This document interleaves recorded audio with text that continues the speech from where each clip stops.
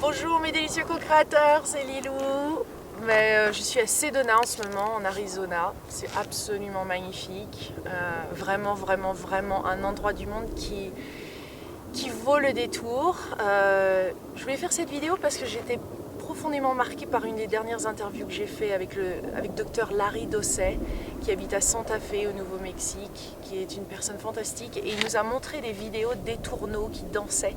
Et c'est des centaines et des centaines et des milliers d'étourneaux qui dansent ensemble sans se heurter, sans se taper dessus. Et j'ai trouvé ça absolument fantastique. Je trouve que ça reflète vraiment cette idée d'unité, cette idée qu'on peut tous collaborer ensemble et qu'on est synchronisé d'une manière absolument fantastique et pour moi spirituelle. Et je pense que c'est vraiment le choix qu'on a à faire en ce moment. Je plaisante des fois devant certaines vidéos, mais c'est vraiment le choix entre l'amour et la peur.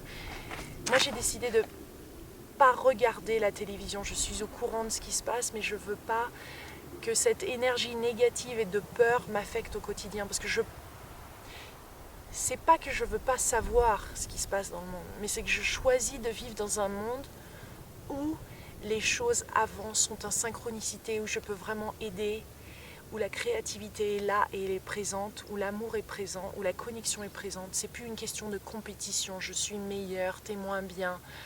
Non, ça c'est fini. Et je pense qu'on a le choix maintenant de vivre dans une ère, sur une planète, on peut appeler ça une nouvelle planète, où vraiment on a ce choix d'avancer, de prendre des décisions, de faire confiance à la vie, d'ouvrir son cœur, de suivre ses intuitions, d'avoir le courage d'aller de l'avant, d'aider les autres, parce que finalement, ce qu'on fait à soi-même, on le fait aux autres. Et ça, une fois qu'on a compris ça, moi je pense que ça ouvre énormément de possibilités. Et dans le coup, on a envie d'être dans le moment présent, on a envie de communiquer avec les autres, de créer avec les autres, de donner du respect aux autres autant qu'on en a pour soi. Et ça, c'est vrai que ça demande, c'est un bouleversement des consciences qui est en train de se passer en ce moment.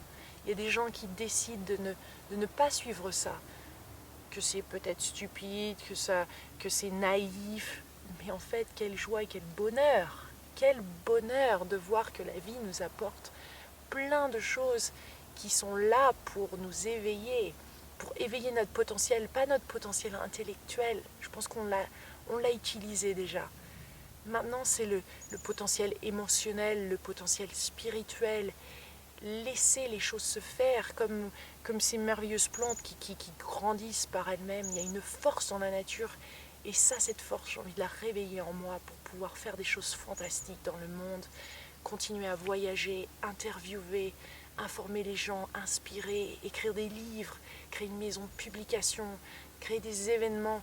C'est illimité dans cet espace.